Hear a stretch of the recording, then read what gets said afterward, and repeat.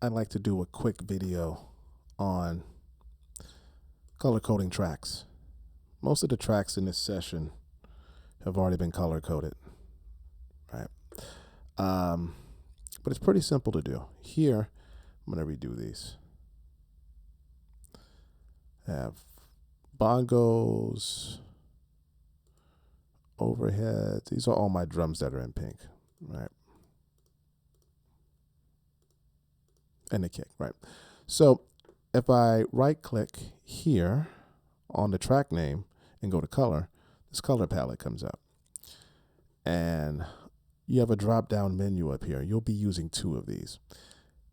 The one that says tracks actually applies to the color of the tracks over in this track listing to the side and over here as well if you're showing these tracks, right?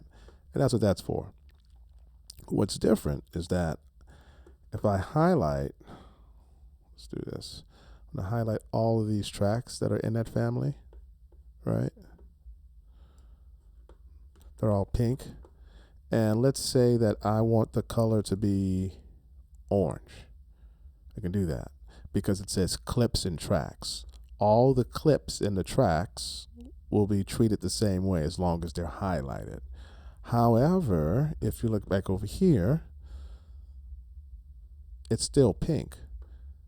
So what it does, you can kind of use this as a visual reference, this kind of mustard looking color. If I go back to tracks, it tells me what that is. So now if I go back and I want to change the color of the tracks, I can just do this to where they both match. So that's going to be the difference between the two. Tracks, you can give color to just the tracks that are over here. And you can see what I did by accident because I didn't want to do this. Oh, this is some good practice then.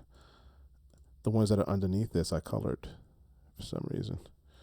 Let me do this. The selector tool, and I just want to select these that I accidentally colored. All right. So let's say I want to go from this to red. Cool. And these scents, 1, 2, 3, 4. And the tracks listing, I want to be, let's see, over here, I'm here. Okay, great. I'm remembering this. So it can match the color to this in the track section. All right, they look very similar when you look at them close. But you can see there's a slight difference between the two. This is dark red. This is orange. They're too close together when you think about it, but you get the point. So if you just want the tracks over here colored, you're going to do your color coding from here, right? If you want the tracks that are the clips that are in the tracks, that'll be a separate menu, and you probably want those to start matching up. All right, so that's the little overview on how to use the color palette. Oh, by the way, if you somehow forget about that once again, right click, color. You can also go up to, if I'm not mistaken, window, scroll down, and you can go right to color palette and find it here as well. All right, and it pops up. Let me go back and do that again. Color palette, bing. All right.